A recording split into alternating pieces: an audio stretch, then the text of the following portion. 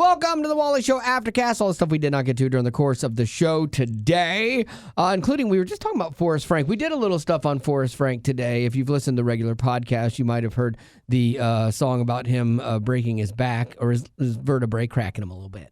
And hopefully you didn't find that insensitive, but I'm dealing with Betty on it on a side level. Like, I don't know if you should write that stuff anymore, Rock. What? I never said that. I don't know. Like, if somebody hasn't heard it yet and they go and they are offended, I want them to be mad at you, not me. Oh, Good got call. it. Okay. Yeah. Good call. Yeah. So, anywho, but we were talking about Forrest Frank and how, like, he's got a new song we're playing with him and Thomas Rhett, the country singer, and it's like 1:55. Like, does that count as a song? No. Honestly? It's a jingle. Well, it's funny Yeah, because jingle. That's a great point, that Rock. is a good way to put it. Yeah, matching that versus any Casting Crown song that's That used to be 4.5. Yeah. is fascinating, and I wonder what other people in the industry think of when they look at like the music that he's making and say, okay, do they look at it and say, man, that's so short, like that's not as much work as our songs? That's the thing, like, because I look at it and I go, okay, there are people that craft these songs and get them all, you know, like take time to build it and stuff like that. So basically, you can AI a drum loop of things that's kind of Forrest Frankie, and then if you're only having to write a verse, a chorus, what they call a middle eight and a chorus, then you're good. you're done. I mean, it's like you have spent no time like lyrically on it, and No. lyrics are important, especially in Christian music. Well, and the one thing that we commented on today was him making a video about, or making a song about, like, God's got my back while when he he's in his fell, bed, yeah. and you kind of watch him do it in real time. Yeah. And maybe it's a 1 minute little video, longer so than it took that, him yeah. a little longer than that, obviously. But there's a world where I could see him doing all that, recording it, and it being up to maybe up to par for what he would actually put on an album Right. in that day. Oh, yeah. I Now, mean, it's crazy. I will say that for Forrest, what I love is that he gets to the point in the songs. That's true. I don't always care for 30 seconds of Oh, yeah. You don't need long ramp intros time, anymore. and then yeah. you can take a second to actually get to what the song's all about. Like, he gets into it. I love that. People will send me music all the time. Be like, hey, what do you think of this? And like, it's like when they have like a 20-second, 30-second intro, you're like, okay, you already don't know what's going on in music. Get to the point. They always say, don't bore us, get to the chorus. And so there is something about Forrest Frank where he doesn't wax philosophical. It's basically one point. And so maybe the focus is good. It's like one thing to think about, and it's just over and over. It's repetitive, and he literally wrote like almost no lyrics, and there you go. Yeah, you know? in a market that's very saturated with, praise music, with eloquent lyrics and all this, maybe for him it was, hey, we just need God is a good vibe kind of music, and that's what it is. Yeah, and not like back in the day. Like back in the day, you would have bands like, what is it, Iron Butterfly, I think, that did Inagata Davida. And it's like a 13-minute song. Davida, baby. Don't you know that I love? Yeah, there you go. There were like 6-minute songs that would get played on the radio and stuff. Casting Crowns, to their point, like used to write 4.5, 5-minute songs. They finally got to be around 3.5 kind of consistently. Well, I think too. Let me like make sure that I'm right about this. But we added a Jeremy Camp song recently called "Survivors." See, I No, was- survivors. 2 minutes and 22 seconds. Man, he went to So, the Forrest Frank Jeremy, School of Writing. All of Brandon Heath's music is like 2:20. Yeah. Like artists are adapting to. Well, because get they're to the not point. right. You're not selling albums anymore. You're selling singles. Yeah. Basically. And so write that 1-minute single and put that out. So it's definitely digital stuff has definitely changed the landscape of the industry. And maybe it's smart of artists to recognize that. I know it's a lot easier. Like, okay, for example, like I write a lot of parody songs and I do funny comical songs. When I first started in radio, you would write the entire song. You would write if it was a 3 verse. minute? Yeah. Ooh. Oh, yeah. If it was a verse, verse, middle 8, chorus out, you would write the parody to the entire song. So it could be 3.5 minutes of a parody song. And then I got to where I'm like, that's too much. It's too long. So you basically now, what I typically write, I'll write a verse and a chorus, and that's it. Like, or at the very most, like a verse, chorus, a half verse, chorus out. But usually I like to keep them around a minute because that's from a comedic song, that's kind of what people can handle, kind of thing. And you make the point, and that's enough. And it's easier, so you can do more of them, And so maybe that's what they're finding out in music. I can write more songs, if I was going to put these two ideas together in a song, keep one idea over here for its own song, and then do this one here. Yeah, I've been listening to Forrest's new album a lot lately, Child of God 2, but even Child of God 1. So Child of God 2 has 20 songs on it. And then, it's 20 minutes long. And then they're both oh, that's a deluxe album. So yeah, the 18 on the first one. So yeah, there's a lot of songs, but most of them barely cap it at 3. Yeah, it's changed, man. Like back in the day, the music I listened to was a lot longer. And kind of speaking of that, Ozzy Osbourne, I don't know if you heard about this, but he passed away. Crazy Train guy. I'm going off the rails on a crazy train. I had thought he had died a few months, like a month ago. Because I remember going, oh my gosh, did you hear Ozzy died? I think I was telling Betty. Yeah, it was a 4-wheeler accident, I think back in 2020 really? maybe or something, but it wasn't real. Yeah, he didn't die. Oh. At the time. But then this one appears like that he legit, because he was suffering like with a disease, maybe Parkinson or something. Yes. And so was not doing well. But it's interesting. I read a little article about, because my parents were so freaked out by Ozzy Osbourne back in the day. And rightfully so. Sure. Yeah. He was eating the heads off bats. Okay. And he called himself the King of Darkness, the Prince of Darkness. Yeah. Yeah. Like he doubled down on like the things that scared parents back in the day, the Satanism stuff. Like there was a whole time of like music that was like flirting with the occult and things like that, and he doubled down on it. I had a friend of mine that was a record A&R guy, and we were talking like probably 4 years ago maybe, about like, what's the next band you're going to sign? He's like, the one that scares parents the most, Nice. Because there's kids want to rebel. And so Ozzy was perfect at that. But then you get to see Ozzy as a person and a family man, with his life when he got older, when they had the Osbournes TV show. And I'm not celebrating his life, because he made a lot of bad decisions, obviously, in that. But he wasn't that scary thing. He was a marketing guy.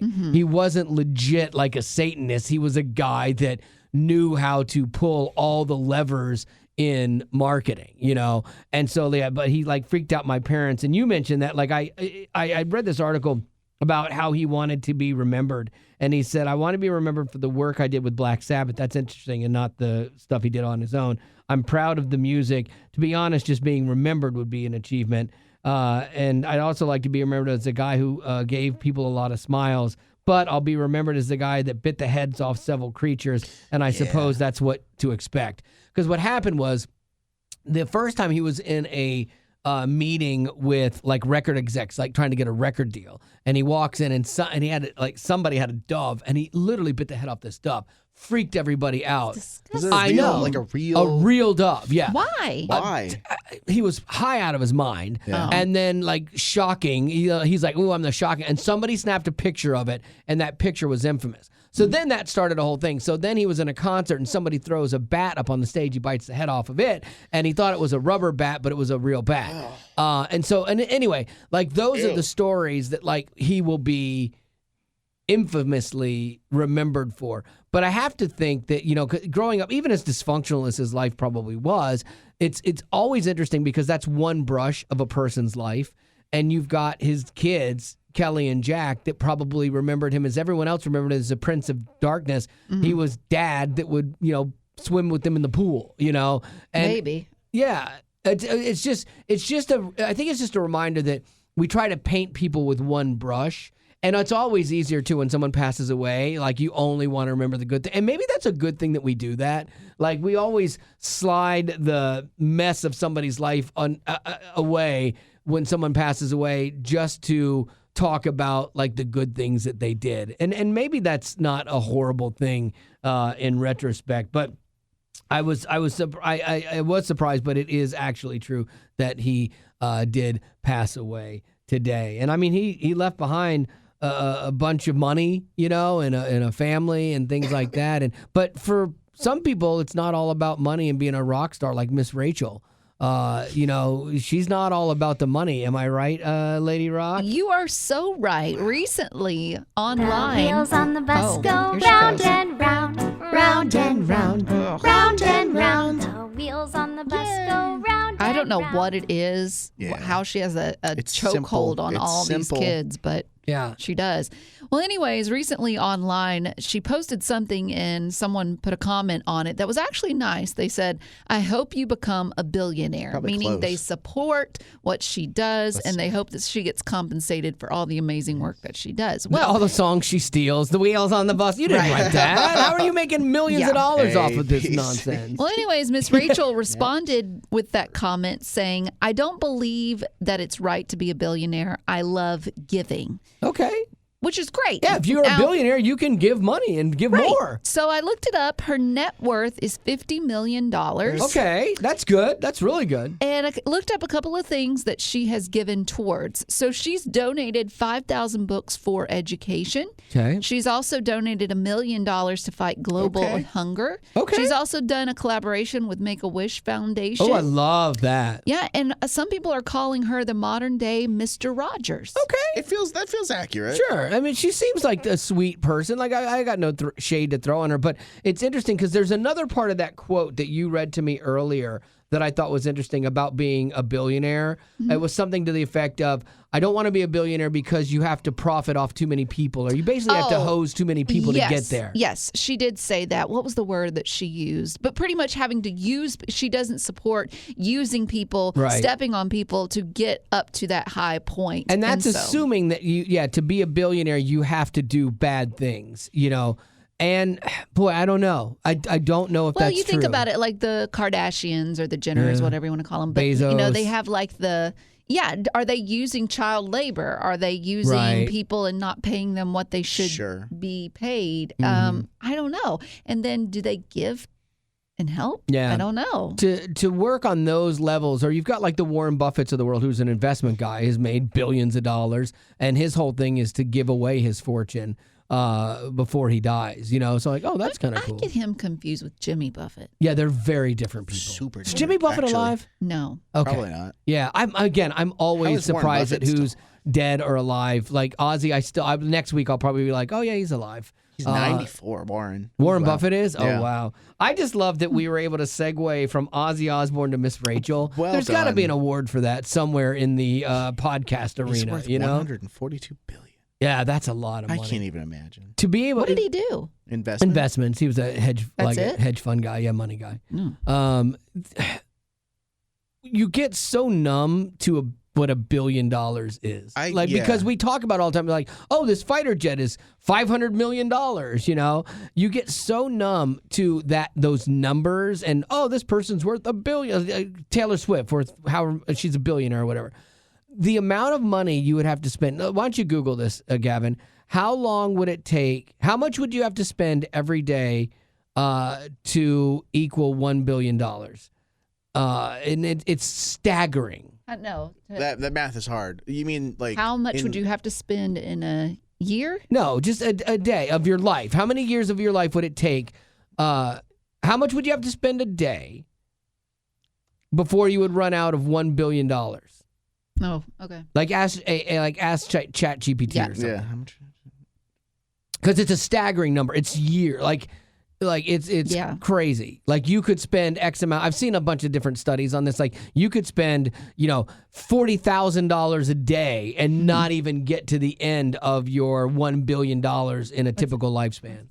To last, okay, I'm just gonna go with this. To last for let's say 25 years. Let's say to last for 25 years, you'd be spending around $100,000 daily. Okay, and that's not even figuring on if your money's making money. Yeah. If you were to live 25 more years, and you had $1 billion right now, that's what you'd have to spend every single day to exhaust it. And I would love to try. I would too. Yeah. You'd get bored. I know. There's no way you could spend all that. Yeah, and maybe you could, but it's a lot of stuff you could buy. Yeah, I mean, you could you just take a big dent out of it. Like at one point in time, you just like, all right, I'm gonna buy an aircraft carrier. Yeah. That takes a big chunk of it. Or all the things that TikTok markets to me, like personal submarines and small helicopters and things like that. You could could do it. Oh, easily. I'd be like, An all right. aircraft carrier is $13 billion. Yeah, see? So we couldn't even get there, Yeah, actually. so we could buy half of, we could buy a quarter of one. So invest you can't in one. afford one. I can't afford an aircraft carrier. Now I'm sad. Like, There's what a always horrible more. day. But see, yeah. But I bet that's what some billionaires operate on. Well- Is they're like, well, if, like I got to get to the point where I can buy a aircraft carrier. The richest man in the world was asked at one point in time, I think it was it was the railroad guy. Like he was the richest man in the world, and they said, how much is enough? Like, how much money is enough? The next dollar? And his answer was $1 more. Okay, yeah. You know, and you're like, oh wow, that's very telling.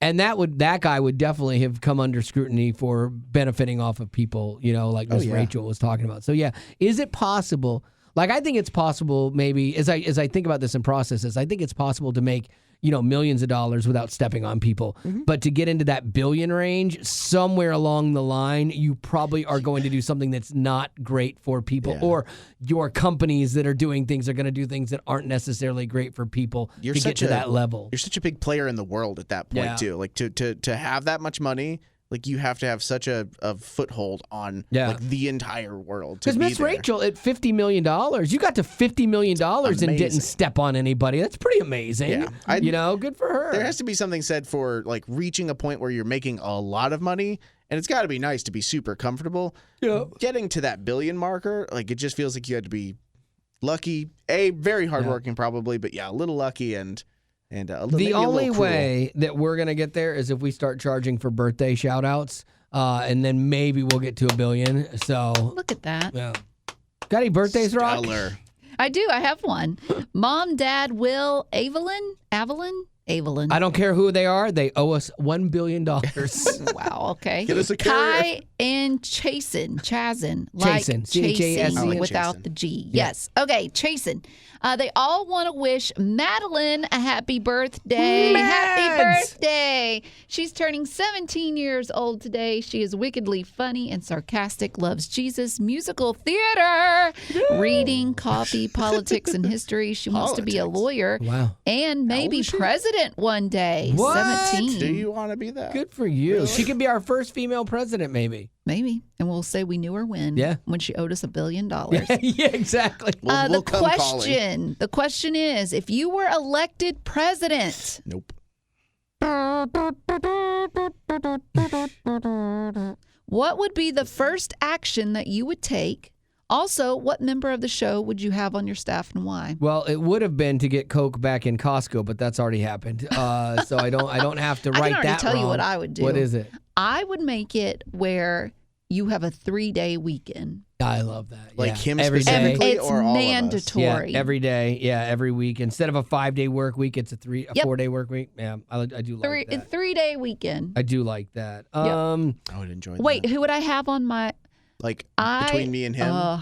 I think, well, here's the thing. Can I be Secretary of Defense? There's pros. There's pros and cons to both, because I would love for Wally to be my spokesperson, like this blonde girl's doing. Yes, for Trump.